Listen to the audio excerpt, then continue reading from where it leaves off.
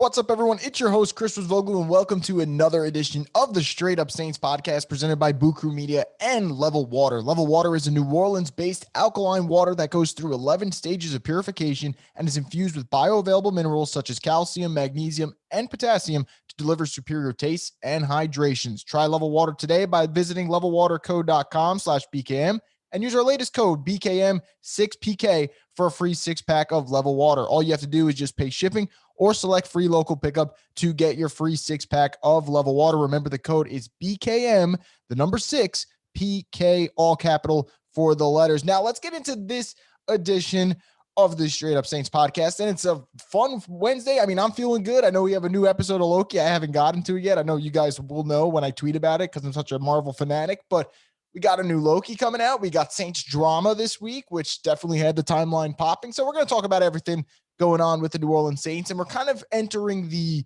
period where, look, there is, training going on and people are getting ready for the season, but because minicamp is basically died down and OTAs are basically died down, people are just doing individual workouts, or people are, kind of grouping up in Tampa, like you see Winston and Traquan Smith. So there's almost a dead period. And I thought, hey, I'm going to have to come up with some interesting topics to discuss. And I actually had some really interesting ones for this week, but I pushed them to the side because one of our former players from last year's team decided to make a very interesting comment. And that player was Jared Cook, who had maybe one of the worst exits I've ever seen from the Saints. Like, it was just not great. Obviously, we all know what happened, and I don't need to repeat what happened. It's no secret. We know how this story ended. But Jared Cook was doing, I would say, not his introductory, but one of his first early press conferences with the Chargers. And they were talking about the team and what he sees so far. And at one point, a reporter asked him about the talent. It's like, hey, Jared, is the talent in LA kind of similar to what you have in New Orleans? Because remember, the Chargers have a really great receiver in Keenan Allen. They have a really great running back in Austin Eckler. And then they have nice complementary pieces like a Jalen Guyton and a Mike Williams and Johnson. And they drafted Josh Palmer from Tennessee. So there's actually a lot of interesting weapons on this Chargers team. And when they were talking about the wide receiver talent, Jared Cook said, we probably got better talent here, meaning Los Angeles, at wide receiver than we had in New Orleans. And I don't think the man is wrong with what he said, and I'll explain why in just a bit. But man, when it came out of Jared Cook's mouth, I was like, oh, wait, Twitter's not going to take this well. And then 2 minutes later, people are literally just coming after Jared Cook on Twitter and talking about the fumbles and the comments he made. And I always used to refer to Jared Cook as Jared, it is what it is, Cook, because when he was talking about the struggles last season, he's like, it is what it is. It's late in the season. And in my head, I was like, the weirdest comment I ever heard in my life. So from there, I was kind of just turned off with Jared Cook. And I kind of went the civil route yesterday because I didn't think he was wrong. I think from a depth perspective, the Chargers have more depth. Now, the Saints have the best wide receiver out of the group. Michael Thomas is better than Keenan Allen or anyone the Chargers have to offer. But the Chargers do know who their wide receiver 2 is. The Saints are finding that. They do know who their wide receiver 3 is. The Saints are trying to find that. So he wasn't wrong. But when there's someone who you just can't fucking stand, and I don't care if their point is right, you just don't want to hear him, that's who Jared Cook is. And I have nothing wrong with Jared Cook. I think Jared Cook seems like a really good guy. He seems like a family man, and there's probably nothing wrong with him. But man, if you don't shut up, I mean, like, when you have an exit that bad, you probably are just better off never talking about your old team. And I'm not saying Jared Cook's tenure with the Saints was bad. He had some really good moments, like the 49ers game or the Titans game. And there were times where I'm like, man, this is the best tight end we've had since Jimmy Graham. But he fumbled in the worst possible moment of a season that ended again in kind of heartbreaking fashion. And you always look back at it and say, hey, what was the turning point of that game? There's no question it's Jared Cook fumbling, because throughout the whole season, or probably throughout his whole NFL career, he holds the ball like a loaf of bread, and then boom, someone knocked it out. So he is probably right. But man, I don't want to hear from Jared Cook. I don't want to hear anything from Jared Cook, frankly, if it has to do with the Saints. Just focus on your new team. Enjoy your time with the Chargers. I bet he'll have some good moments with Justin Herbert. Like, you don't want to hear it. You don't want to hear it. When you fuck up, the last person you want to hear from, especially when you fuck up collectively, is from the guy responsible, probably the most responsible for it. And I can't sit here and tell you that the Saints would have beat the Bucs if Cook didn't fumble, but I could tell you that they had really good momentum and they probably would have went up 10, maybe 14, and that changes the whole game. So I don't think anyone wants to hear anything from Jared Cook, and it's frustrating. I kind of tried to take a civil approach. I'm still currently trying to take a civil approach. I know you guys are like, Chris, just go off on him, and I'm trying to stay civil. But Jared Cook has become the Toby Funderson to Saints fans, Michael Scott. Whatever he says, it's just repulsive. You don't want to hear it. And that's who he's become. So I kind of wish him decently well with the Chargers, but I'd be lying to you if I didn't say, man, it wouldn't be funny if he fumbled like in a really opportune moment and like the Chargers are doing well and Herbert hits Cook over the middle and then bam, a fumble. I'm not wishing anything bad. I hope he has a long, healthy, productive season, but I wouldn't mind seeing a costly fumble for another team. It's just, if we're going to suffer, everyone else should suffer. It kind of feels that way from a fan base perspective. But Jared Cook coming out, doing that crap, I don't get it. Never will. But man, it's like when you had a really bad breakup with your ex, you don't want to hear about that person again, but then they just bring you up. It's like, man, fuck you. I don't want to hear it. Now, I haven't had that problem. I don't know if you guys had, but this is what it kind of seems like. And if I'm Jared Cook, after what happened on Twitter yesterday, and I wasn't one to say anything, but a lot of Saints fans went at him, he probably will get the memo like, okay, never talk about the Saints again, ever. Like, just never do it. It's not worth it for him. It's not worth it for the Saints fans. So that's something I definitely wanted to just briefly address because I'm not here to have the roast of Jared Cook. I think I roasted him when the Saints lost to the Bucs. I don't got to do it again because then I have to go down this dark path of thinking about the Saints playoff losses. And man, like I said, it's Wednesday. We're feeling good. The weather's hot as hell out here.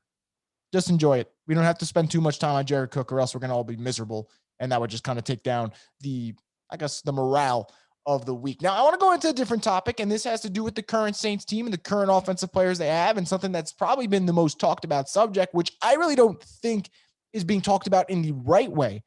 And that is the quarterback, and for people watching on video, quarterback battle between Taysom Hill and Jameis Winston. And obviously, I say people watching on video because I just did my air quotes. There's going to be a quarterback competition in camp. That is what Sean Payton's told us. That's what everyone's reported. And I believe that. However, there is nothing on the face of this earth that can change my mind regarding who the starting quarterback is for at least the 2021 season, and that's Jameis Winston. Don't ask me. Don't say, oh, Chris, where are you getting this from? Or, Chris, who said that? Why would the players are telling you without actually telling you Jameis Winston's their guy. Now, how did I come to that conclusion? Well, for starters, everyone and their mothers is working out with Jameis Winston this offseason. I mean, Traquan Smith, Adam Troutman, Marquez Callaway, Tony Jones, Jawan Johnson, Nick Vannett, everyone for the exception of maybe a Michael Thomas who's still recovering from his ankle injury because remember, he had a serious surgery, and maybe an Alvin Kamara who probably doesn't have to work out with anyone. He's that damn good. And he's doing his own stuff individually. Obviously, you see those crazy workouts he does. All the role players who are looking to find ways to enhance their role in the Sean Payton offense, they're all working with Jameis Winston. Now, does this mean that they're saying they don't like Taysom Hill? No, that's not what it means. But what are they telling you? This is the guy they're working out with. This is the guy who they believe in. This is the guy who they probably think is going to be the starter. I don't know about you guys, but I'm probably not going to waste my offseason working out with someone who I don't think is going to start and throw me the football on Sundays. Will you work out with them time to time? Sure. But at one point, it felt like Traquan and Callaway and Jones and Jawan Johnson, it felt like they were working with Winston for like a month straight. And I don't think you do that unless you're like, hey, he's our starting quarterback, and we know it. So the Saints can sit here, specifically Sean Payton, and convince me, that game of Mafia, it can convince me that he's not in the Mafia. But motherfucker, I know you are. Like, you can't tell me that Jameis Winston isn't starting this year. You just can't. And again, I'm not knocking Taysom Hill. Taysom Hill will play a role in some capacity for the Saints this year, whether it's running, whether it's receiving, whether it's a couple of pass plays, although you'd hope they dial that back, especially when Jameis is starting, and you kind of just use Taysom in that runner receiver type role where he just thrives in. So he will play a role. I'm never going to doubt that. And that's the one thing about Taysom Hill that really helps is even if he's not a starting quarterback, he brings a lot of value. And we think we saw that last year when they didn't have in the playoff game. But again, you got the workouts going on. You have Cam Jordan mentioning Jameis Winston. When he's asked about the Saints quarterback room, he goes, we got a quarterback who threw 5,000 yards. I can tell you that Taysom Hill is not that quarterback who threw for 5,000 yards. I think you guys know that. He hasn't thrown for 5,000 career yards. Jameis Winston did it in 2019 with the Bucs. So obviously that's who he's referring to. You have guys like Traquan Smith mentioning that Jameis Winston went out of his way to pay for their airfare to work out. You have people mentioning Jameis's leadership. And does this mean Jameis is going to be amazing this year? No. Does it mean Jameis is going to revitalize his career? No. Does it mean that Jameis, in my opinion, is a starting quarterback? Absolutely. and nothing's going to change my mind. And I know that the Saints are going to have a camp battle and it's going to be fun. And I'm sure there's moments where Taysom will look good, but I think Jameis is starting. I'm not going to back down from that stance. Whether Jameis is a starter after this year, don't even ask me from now, because I would probably tell you no, but that's because I think the Saints are going to be aggressive in the quarterback market eventually, but that's a problem for another time. And that problem's not there if Jameis plays really well in 2021. So I think he's going to be the starter. There is no word from Sean, we'll see Payton, or Sean, well, or Sean, I was probably lying to you, Sean Payton, that guy. There is nothing that he can say that will be like, okay, maybe there is a quarterback battle. I'm just not going to buy it. So I think Jameis is the guy. I'm sure you guys probably agree with me in that regard, and we'll go from there. Now, the last thing I wanted to talk about, and it's going to be kind of minor, but I wanted to incorporate a little bit because it's something I actually want to talk about for the most part of the episode. I want to talk about 4 players who, believe it or not, are going to need to step up this season. And if they don't, it's going to be really interesting. And what I mean by that is it's going to be really interesting to see how the Saints can overcome certain things if they're not playing well, and more importantly, their future. And the first guy I want to talk about with is your 2020 first-round pick, Cesar Ruiz.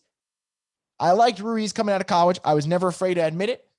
Was the pick a little weird because they drafted a center to play guard and they already had a good center and they knew they needed a guard? 1,000%. It's weird.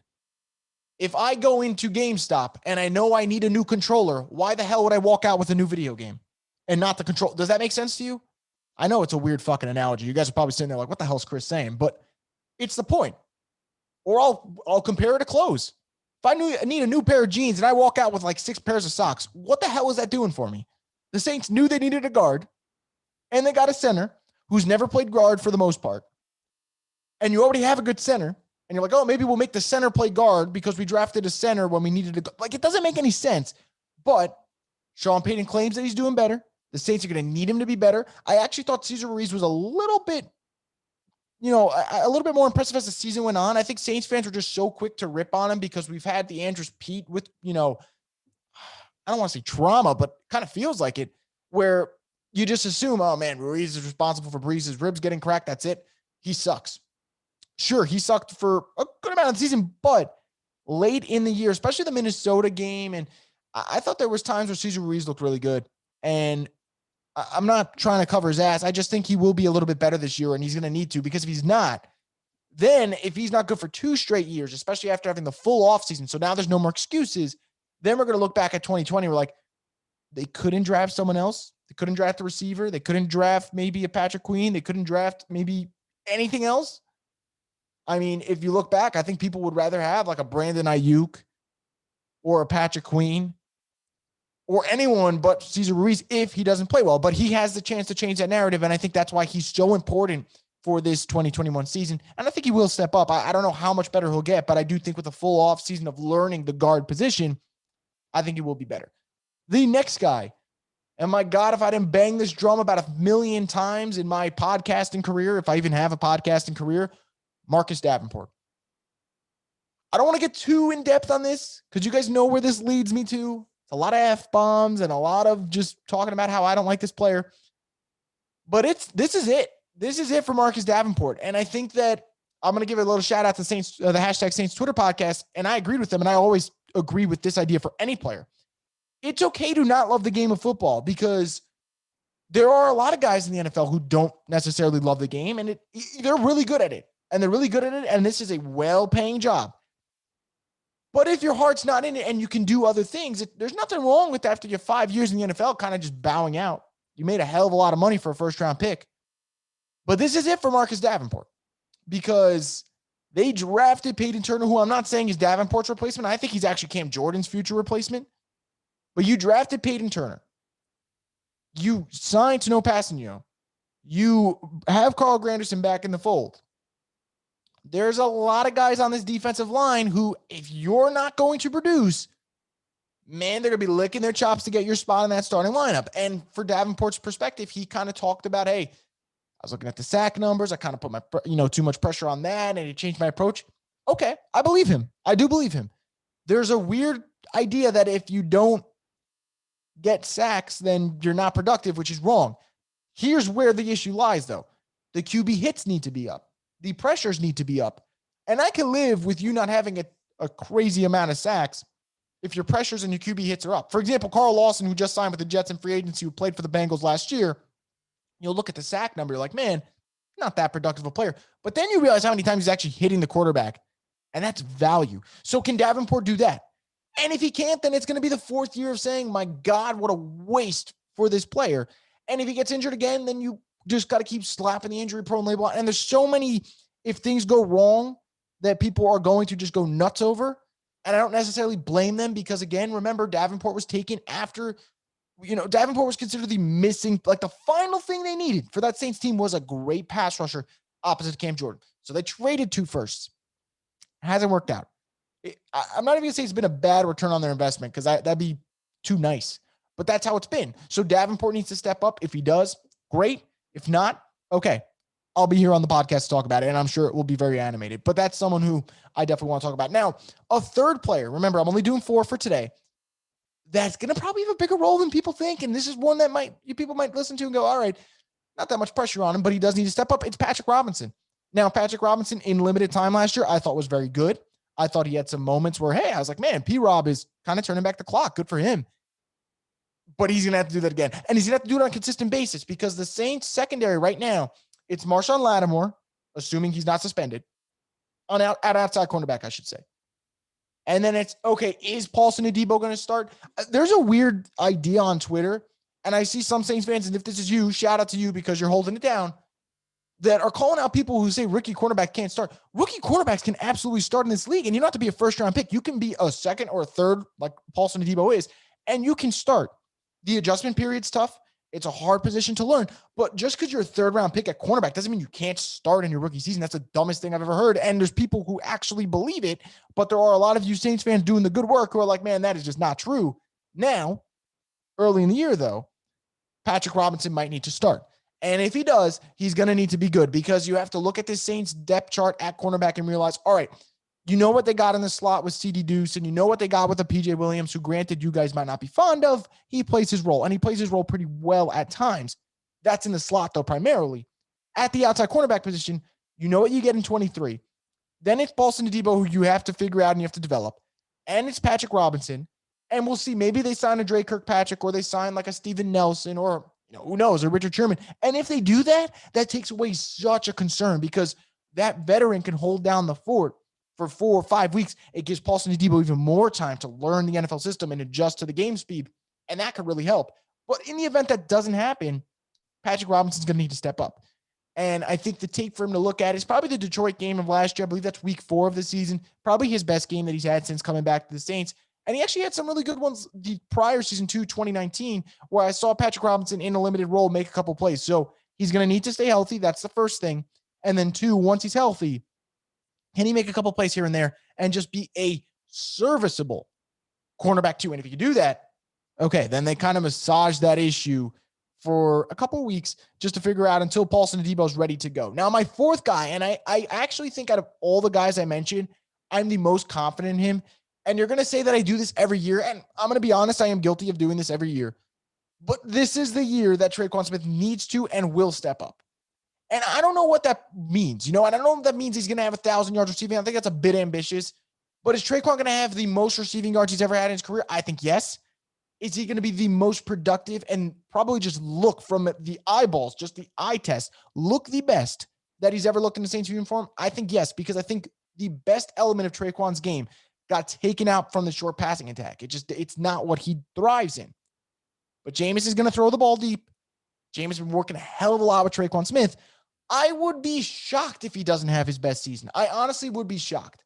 And I know you guys are going to sit there and be like, what's the baseline for a guy like him? What's the baseline for a Traquan Smith? And this is all I have to say. The last season that Jameis started with the Bucs, the last season, Rashad Perriman had 36 catches for 645 yards and 6 touchdowns. Traquan Smith, in my opinion, at this stage, now I know Rashad Perriman was like a former first and everyone loved him, is more talented than Rashad Perriman. I think he can do more things at times than a Rashad Perriman. And I know it hasn't worked out for Traquan because he's either injured or the opportunity is not there or he's just inconsistent, and I get that. But Traquan can put up 700 yards with Jameis Winston. I think he can put up 800 yards with Jameis Winston. And I'm not worried about that. So I think Tre'Quan Smith is a guy who needs to step up, who will step up. And if he does, that changes the whole thing, because what's something I've been harping on? I've been harping on the receiving group. Well, if Tre'Quan Smith steps up, guys, you know what you have in Michael Thomas, then you know what you have in Tre'Quan Smith, and then it's okay. Can Callaway be good today? And can Deontay Harris be good next week? And can Kawan Baker give us a good play here and there? And all of a sudden, your issues get a little bit more clear, and that's important. So out of the four among Cesar Ruiz, Marcus Davenport, Tre'Quan Smith, and Patrick Robinson, I'm the most confident in Tre'Quan. I'm probably, if healthy, the most confident after Tre'Quan in Patrick Robinson, if he's healthy, because P-Rob is a good veteran. He just needs to be on the field. And then I'll probably go Ruiz and then Davenport. I know you guys think I'm sticking to Davenport. I need to see it to believe it. It's like Santa Claus. But unfortunately, Santa Claus isn't real. So maybe Davenport isn't either, because he's barely on the field. So these are the four guys. If you guys don't agree with them, please hit me up and let's talk about it. You know, I always love to talk Saints on Twitter. Probably takes up too much time, but I love it. And just let me know what you think, because I think the Saints team, I actually think people overrate their issues and their concerns from a roster standpoint, but I do accept the fact that there are certain players who need to step up for this team to continue playing well, and those are four guys who definitely will. I also want to know your thoughts on the quarterback battle, or whatever you might want to call it. I made my case. I think Jameis is the starter, and the Saints are just trying to fool everyone with like, hey, no, there's a quarterback battle. There's no quarterback battle. There's not, in my opinion. And then also the Jared Cook thing.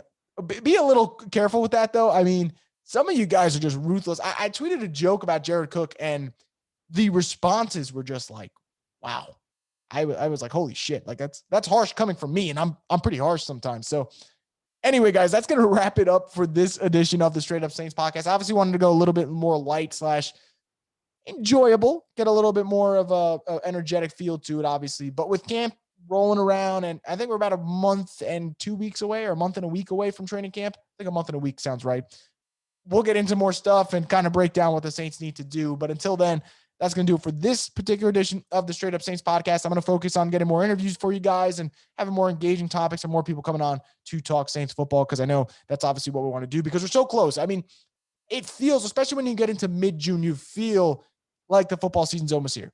Break out the Saints gear like I am today. You're like, all right, we're only a couple months away before football takes up my Sundays and borderline ruins my life. But there's also the great part of it. So I appreciate you guys listening to this particular edition of the Straight Up Saints podcast. Stay tuned for more content in the future. If something breaking happens, whether it's a Ryan Ramczyk extension or a Marcus Williams extension, two things that I have my fingers crossed oh so dearly for, I will be on here to talk about it, obviously, until then. And if not, if that doesn't happen, I'll be back here Monday on the Straight Up Saints podcast.